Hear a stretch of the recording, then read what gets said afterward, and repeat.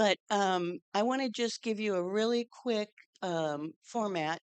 Most of you have been here before, so this is old news. But what we like to do is let our presenter, Megan Bolander, uh, speak uninterrupted for as long as she likes 20 minutes, 30 minutes, 40 minutes. I usually cut you off around 40 if you're still going. I don't think it'll be quite that long. Okay. But anyway, and then we take a moment, like a minute, 60 seconds of silence. Just kind of let it settle in and just take a deep breath. And then there's opportunity for questions, and I will pass the mic around because these sessions are recorded. So both the question and the answer get recorded. Megan has the option of answering your question or saying no thanks. So that's the way it goes. And that, makes sense to me. All And without further ado, Megan. right. Thank you, everybody. Thank you for coming. Um, so I guess I'll start with, that saying, the college is the time to figure yourself out and everything. I would say that was a good portion of it for me. Um, so I guess I'll start by talking about how I grew up.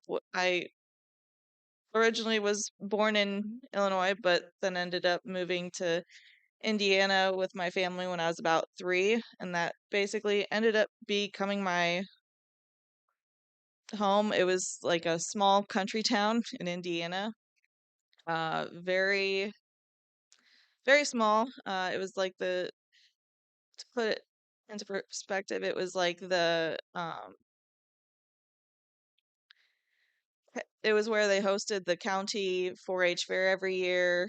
My house was surrounded by cornfields and very conservative mindset there. So, um, it was like one of those towns where everybody went to church, as far as I knew. Um, and my family had made their home in a Methodist church there. And that was the place that we went every Sunday and Wednesday for the first, well, for 12 years of my life up until I was 15. And I would say that, I spent a lot of time at that church because we did all kinds of things. Like my parents were in the church band and the choir, and I was in the youth group. So there were a lot of time. And it was kind of the town where you didn't talk about being queer, doing anything besides being a cis hetero quote unquote normal person. So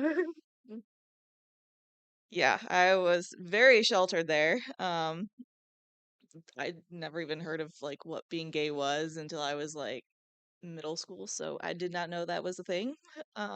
And I very quickly was taught that it was bad. Um, and I unfortunately believed them at first. Um, but then I would say about when I was 15 when my family moved, that's when I started changing my opinion on that.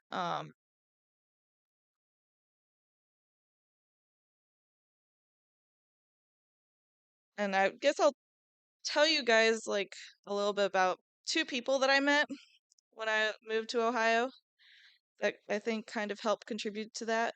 First, I ended up making my first atheist friend.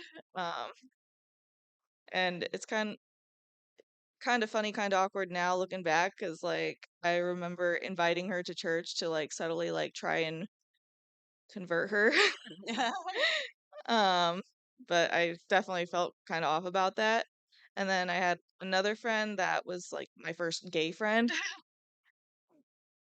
And I remember ended up having a conversation with my mom with because funny thing was is my parents had no issue with people being gay. I didn't know that. I don't know who told me that being gay was wrong, but I went with it at that time. And So, yeah, that was like I would say the first like, okay, like chill moment for me. And then I ended up moving again 2 years later to Michigan, and I would say that was kind of the point where I really like started a little bit more, moving away from it. And that was like where I ended up becoming another friend that was atheist who I also like would invite with me to church to convert and again still felt very off about it. Um so then also that was also the time that I ended up awkwardly having my first crush on a woman, but it was my teacher, my high school teacher. So being that and at that time I was like, oh, it's fine for other people, but it was still like, no, it's bad if I am. So I Mm. pushed that away, especially because I'd also like crushes on guys. So it was like easier to like pretend didn't exist, and I ended up like finding another a high school guy to have a crush on. So that got stuffed right away. Um, and uh, so then I graduated, and went to work at a church camp a couple summers. And actually, it was kind of funny because then I ended up deciding I really wanted to be like at that time I decided I had a calling to become a church minister, like Methodist minister. And like now looking back, it's like I don't think that would have worked very well for me. I'm not a speaker, and I'm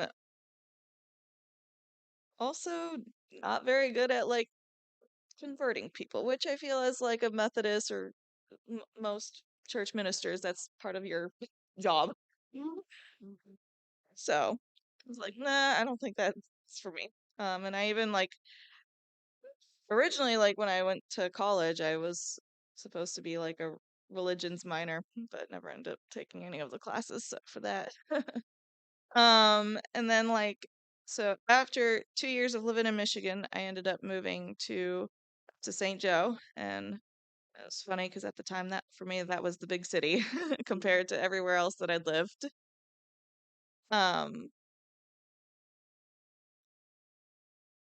so then basically as soon as I moved there, I ended up starting to go to a Presbyterian church, which couldn't tell you the difference between that or the Methodist church, so I still considered myself Methodist. Um, and then this is and then at this time I ended up getting a uh, basically this is when I started showing signs of depression. Um, and so then I started dating another atheist.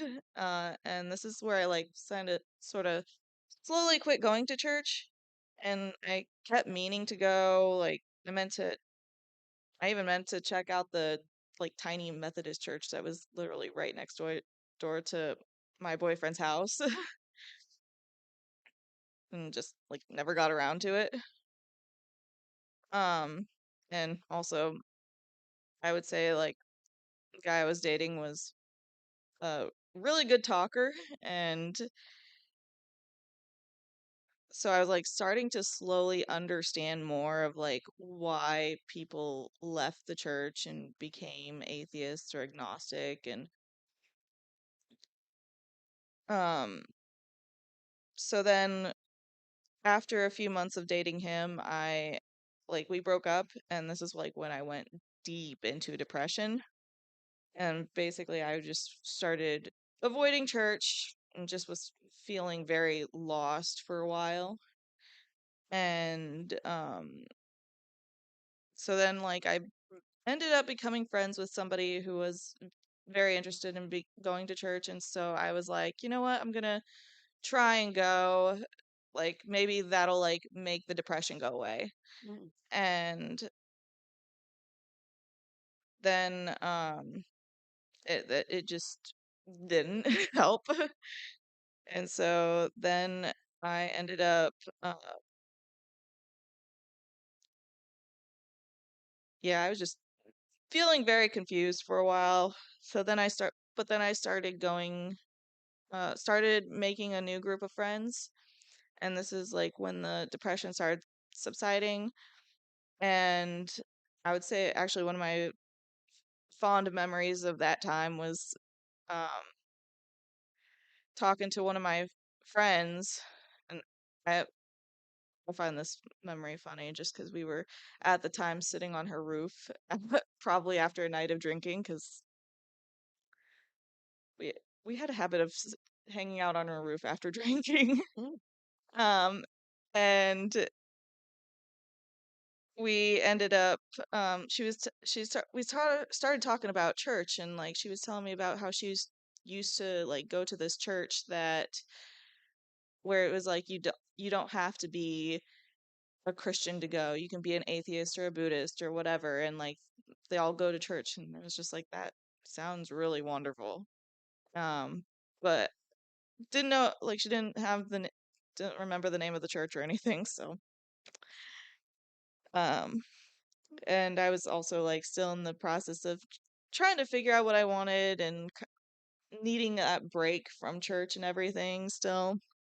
Um, so then like at one day I was like thinking back on this conversation that I'd had with my ex, and he was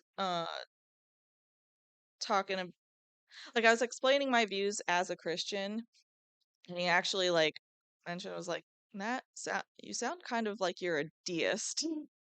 I was just like, okay. So then I like thinking back on that, I was like, you know, I'm gonna like look into this and see like what is this about. And so looking into it, it was like, okay, this sounds a lot more like what I think. And so I started like delving more into it. And this was like at the time of Facebook groups. So like when they first started becoming popular. So I ended up joining like a deist group on Facebook, and it was really nice just having people to talk to that like shared a lot of my views. And so they like a couple of them had mentioned the UU church, and so talk so look like basically what started looking more into it. And so then like didn't really like go quite yet, but it was like definitely like on the back of my mind for a while. And then like after like graduating from college and like moving around a bit, my parents ended up moving to Texas, and I ended up living with them a couple different times. And at one point, um when I was living with them, they like said they were wanting to look for a church. So I was like, how about we go to a UU church? So I we ended up having to like drive like 40 minutes to an hour to get to the one church that was near us, that was a UU church. And it was like I blanked. Yeah, basically they ended up deciding they really it wasn't really for them. I was uh but I enjoyed it, but unfortunately we just never went again. So we went that one time, and then later on I ended up moving to Utah, and somehow that there happened to be a UU church in the small town that I was in. It was a very tiny church compared to all the other UUs I've been to. Um, and so so I went. Unfortunately, I wasn't able to go there for very long. I was only there for a brief time because I ended up like not staying with that job that was there. So fortunately, I only got to go there like 2 times. And then I ended up later moving to Omaha. And so I ended up at a UU church there, and I was able to go there for about several months. I would have been there like going there for like a school year's worth, but that ended up getting cut short because of the pandemic. And so um that was I blanked. Sorry. Um so that ended up getting cut short because of the pandemic. So then ended up um moving down to where my parents live, and this time they're like living in southern Kansas and it's middle of nowhere. So I very quickly came to realize that that was not for me because yeah. So I ended up moving up here and started going to the church here and became a member and been enjoying it, and it's definitely felt like it fit me a lot more, and so yeah. Great. Okay. Let's take a minute and take some deep breaths.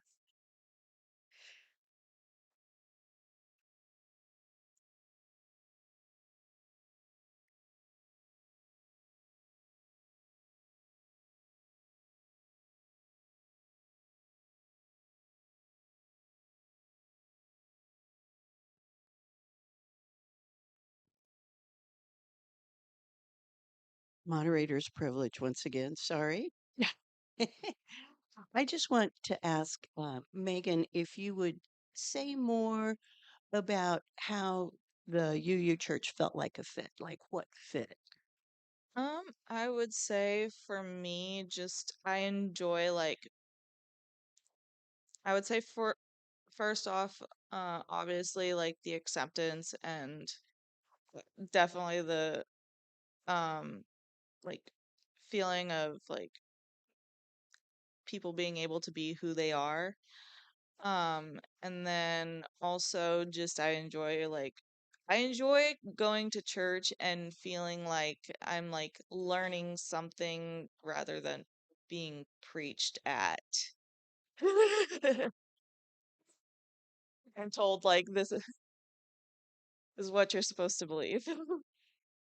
Well, my question is, coming from a more traditional church Mhm, background with traditions and songs and things like that, uh, when you came to the Unitarian Church, these things were not part of the process, mhm. and so was this a major reason why you didn't like the previous experience or liked our? Would you kind of expand upon that idea? Yeah. Yeah. I guess for me, like I enjoy that there are aspects that do feel like similar to going to church because for me, I missed the community aspect of it, and that's what made me decide to go back to church. And so, yeah, and I enjoy that there are like some of the music and stuff, like, but it doesn't feel like it's like, yeah.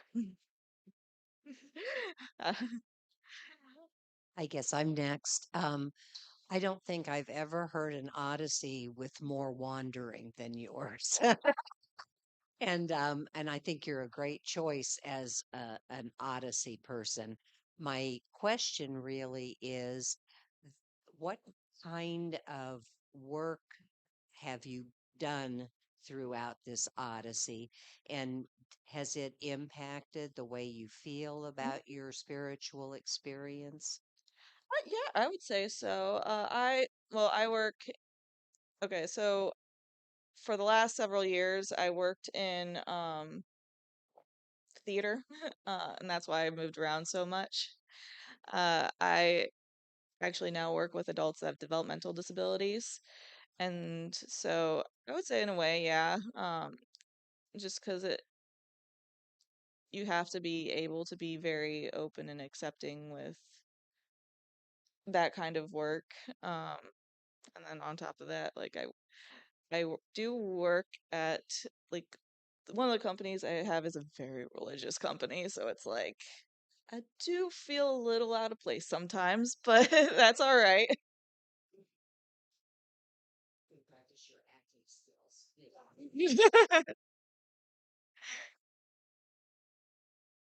Thank you for that, Megan. I appreciated what you said as you were doing your journey and your seeking that you were actually converting. I've called it UU evangelism. And this church, there's one person who remained nameless that said that this is a well-kept secret. So I don't know how we do what you did, inviting more people to say, hey, this probably fits for you, or at least can you share more about how you, because I find that fascinating that you were doing evangelism, maybe with not intending it, or Yeah. say more.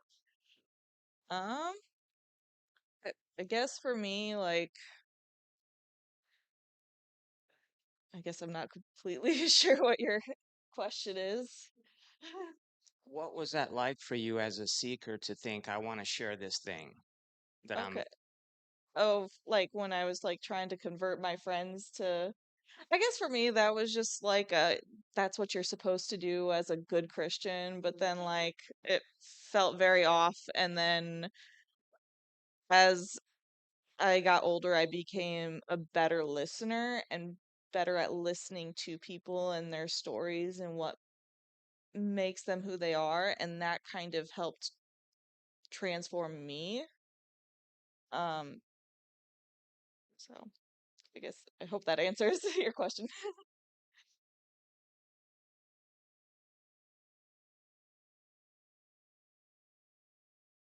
Thank you for sharing. You said you were holding a deist view. Do you, as on a theist view, when since you hold yourself as a Christian, do you still hold those views when you're talking about being part of a maybe a queer community? How do you feel about that when you're here as a UU Um, out in the community? I guess like for me, um, like I guess I don't I don't really know.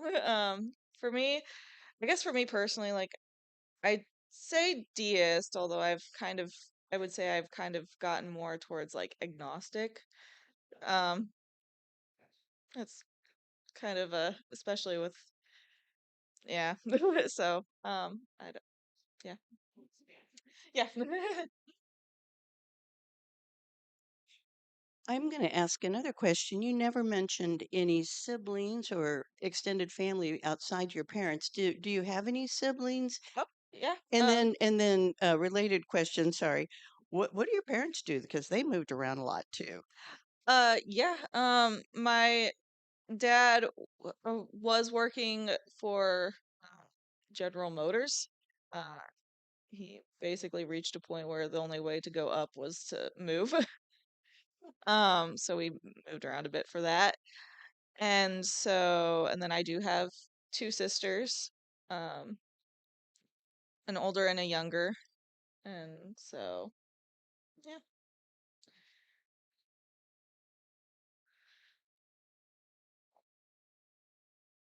I'm so sorry I was late and missed the basic plan here, but I'm going to follow up on Beth's thing. So, what have they chosen religiously, your siblings? Um, as far as I think with my older sister, she may be like atheist, agnostic, somewhere in there. And I know that's kind of how it is with my younger sister as well. My older sister didn't really grow up with us, so her religious upbringing was a little bit different. And then with my younger sister, she just ended up in science, and that kind of ended up influencing her to change. Uh, so, Having grown up in a relatively small town and that church community being basically all you have. Mhm.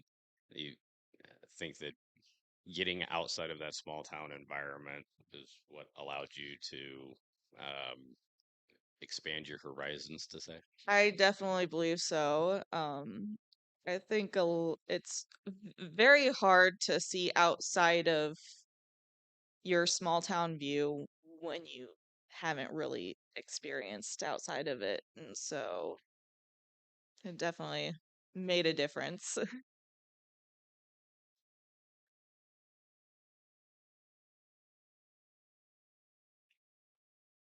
You briefly touched on your parents' reaction to your theological attitudes Mhm. now.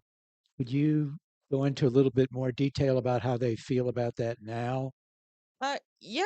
Um, Basically, I would say like I think it was a bit hard for them at first, but they've kind of reached a point where, like, and actually, it's funny talking to them now. They've kind of they still are Christian and still go to church and everything, but it's like improved. That they definitely like hold a bit more of a liberal view than they used to, and they're not quite so stingy on going to church and everything. One of the things you said that really struck me was that you don't remember anyone saying that being gay is bad. And when you actually discussed it with your mom, you found out she didn't feel like that. Yeah. But how do you think, do you feel like that's still a pervasive thing? Do you feel like that's better than it was at the time when you were, thinking about that subject? You know what I'm saying? Yeah, it I think it was just kind of like I said, where I grew up, like it was like one of those things where like nobody ever talked about it, and when they did, like I remember like when I was in like elementary, we would always watch Channel 1, which was like this thing where it was like students putting on like a news program for students in schools. And like I remember one of the news programs being like, "Oh, they're trying to make it legal to get married in California," and it was I don't know who told me. I don't remember any of that, but yeah. So, Okay. mm, Well, I don't want to pepper you with more questions, though I do want to ask one final one. It may stimulate some of these other folks who are still thinking. Um, of all the places that you've lived, and Carol referenced this, and there's been a lot, yeah. what makes you feel at home? Um, I guess at this point, I don't know anymore because I've moved around so much that at this point, I just feel like I naturally have one foot out the door. But I do feel very comfortable here, and I think that at least has helped me feel more at home here. Here, meaning Kansas City He, or the church, or I I would apologize. say Yeah. both Kansas City and the church. Mm-hmm. Mm-hmm. Cool. So, Cool. Yeah. Dave has another question. I've experienced you to be very engaging and you've dove right in. You're frequently the youngest person at the dinners. And so, do you have any advice or insights to us? Because you're now an evangelical, or excuse me, you evangelical. Do you have advice for us to how to do that? Because you've been welcoming, inviting. Do you have advice for us as to how to do that? um, I would say just I guess biggest thing is always be open to listening, and hearing what other people have to say and what their stories are and what makes them them. You've impressed me with your assessment of being gay, and that I have a transgender grandson that's become Mhm. wants to be known as a girl, and that he or she is focusing at age 14, focusing on sexuality. Mm-hmm. And it appears to me, would you expand upon the concept that you appear to have developed a desire just to be a normal, live as who you are, and not really concentrate so much on sexuality, but being the Mm-hmm. person that you are. Does that make sense? Yeah, kind of. Yeah, I guess my I guess I'm not completely sure what the question was. How have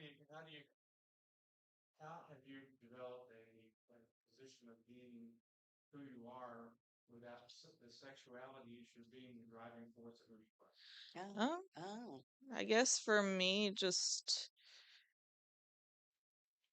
d- always taking it one step at a time. I don't know. Well, has it been a process of thinking along those? I, No. I guess it would have been like because for me like being that I am bi like it did take me a long time to like unsquash that part of me even though it like even after becoming a deist is like I kind of started like went through a maybe I don't know and so it and I think it was just kind of one of those like I spent so much time squashing it away and then I mostly dated guys so it just didn't really come back out until later and so it was just a lot of thinking. Yeah, I mean, sometimes things just happen organically, is the way I would say. Yeah. It's plus maturity. At age 14, phew, hormones are hmm, anyway. Yeah. It's just a different time of life, if you will. Yeah. Those of us that can sort of remember it. All right, anybody else? Oh, Thank you so much for being with us today. I also grew up as a Protestant and Mhm. rather far to the right. But I was wondering in its transition if you had any point where you felt guilty about your decisions because of your earlier training, or were you blessed with parents that didn't even make you ever feel guilty about anything instead of all the time? I mean, I would say there was like a little bit of guilt involved, but at the same time it was just like I was taught these things. I didn't know any better and as I've gotten older, it's like I've realized I've become more open. I don't know. Your environment didn't try to make you feel guilty about what I wouldn't. No.